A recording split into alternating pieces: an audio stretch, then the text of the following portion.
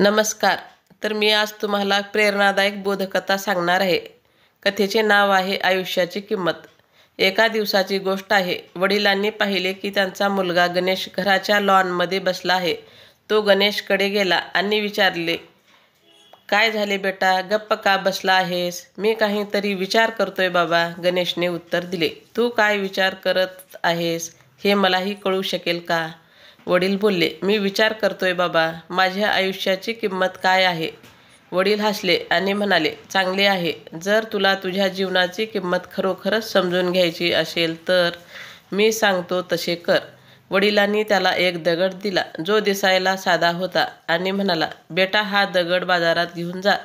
हा दगड हातात घे आणि तिथेच बस. त्याची किंमत कोणी विचारली तर काही सांगू नकोस. फक्त तुझी 2 बोटे वर कर. गणेश बाजारात गेला आणि वडिलांनी दिलेला दगड हातात घेऊन एका जागी बसला. गणेश काही वेळ तिथे बसला होता. तेव्हा एक म्हातारी बाई त्याच्याकडे आली आणि विचारले, बेटा, या दगडाची किंमत काय आहे? गणेश काहीच बोलला नाही. वडिलांच्या सांगण्याप्रमाणे फक्त 2 बोटे वर केली. 200 रुपये. ठीक आहे, मी हा दगड 200 रुपयांना विकत घ्यायला तयार आहे.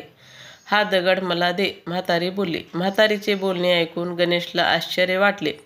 साध्या दिसणाऱ्या दगडासाठी कोणी 200 रुपये देऊ शकतो याची त्याला कल्पना नव्हती. बरं, गणेश दगड न विकून तो घरी आला.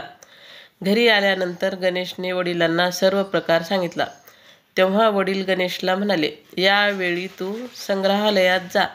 तिथेही या दगडाची किंमत कोणी विचारली तर पूर्वीप्रमाणे 2 बोटे वर कर. गणेश दगड घेऊन संग्रहालयात गेला. तिथे एका माणसाने त्याच्या हातातला दगड पाहून विचारले, त्याची किंमत काय आहे? गणेश काहीच बोलला नाही. फक्त 2 बोटे वर केली. 20,000 रुपये. ठीक आहे, मी ते तुमच्याकडून 20,000 रुपयांना विकत घेईन, तो माणूस बोलला. हे ऐकून गणेशला आश्चर्य वाटले. या दगडासाठी कोणी 20,000 रुपये देऊ शकेल यावर त्याचा विश्वास बसत नव्हता. दगड विकण्यास नकार देत गणेश घरी आला तर गणेशने वडिलांना सर्व प्रकार सांगितला. तेव्हा वडील म्हणाले, आता मी तुला शेवटच्या ठिकाणी पाठवतो.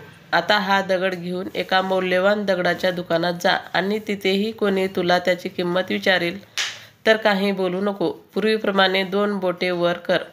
गणेश ताबडतोब मौल्यवान दगडाच्या दुकानात पोहोचला. त्याच्या हातातला दगड बघून दुकानदार लगेच त्याच्याजवळ आला आणि म्हणाला, अरे, तुझ्याकडे हा दगड कसा? मी अनेक वर्षापासून हे शोधत आहे.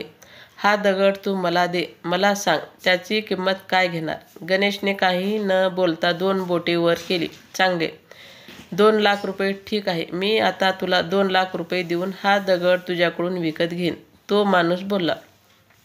2 लाख रुपये ऐकून गणेशचे डोळे आश्चर्याने फिरले. ही किंमत त्याच्या विचाराच्या पलीकडची होती. मग तो दगड न विकून गणेश घरी आला. घरी आल्यावर त्याने वडिलांना सांगितले, बाबा, या दगडासाठी कोणी 2 लाख रुपये द्यायला तयार आहे. यावर माझा विश्वास बसत नाही. हा कसला दगड आहे बाबा? काहींना ते 200, काहींना 20,000 रुपयाला विकत घ्यायचे आहे.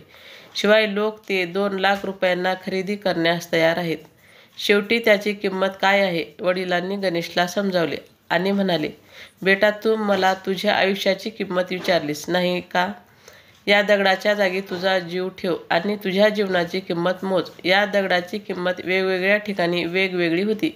जीवनाचेही असेच आहे. तुम्ही स्वतःला कुठे ठेवता यावर तुमचे आयुष्य अवलंबून असते. जर तू स्वतःला 200 रुपयाच्या जागी ठेवले तर तुझे आयुष्य 200 रुपयाचे आहे. जर तू स्वतःला 20,000 रुपयाच्या जागी ठेवले तर तुझे आयुष्य 20,000 रुपयाचे आहे. जर तू स्वतःला 2 लाख रुपयाच्या जागी ठेवले तर तुझे आयुष्य 2 लाख रुपयाचे आहे. आता तू स्वतःला कुठे ठेवायचे हे तूच ठरवायचे आहे. लोक आपले आणि जीवनाचे वेगवेगळे मूल्यांकन करतात. जे आपल्यावर प्रेम करतात, आपल्याला आपले मानतात, त्यांच्यासाठी आपण सर्वस्व आहोत. पण ज्यांना फक्त आपला वापर करायचा आहे, आपला फायदा घ्यायचा आहे, त्यांच्यासाठी आपण काहीच नाही. आयुष्य खरंच अनमोल आहे. त्याचे महत्त्व समजून घ्या. म्हणूनच मित्रांनो, लोकांच्या बोलण्यावरून आपल्या आयुष्याची किंमत ठरवू नका. आपल्या आयुष्याची किंमत आपणच ठरवली पाहिजे. व्हिडिओ पाहिल्याबद्दल धन्यवाद.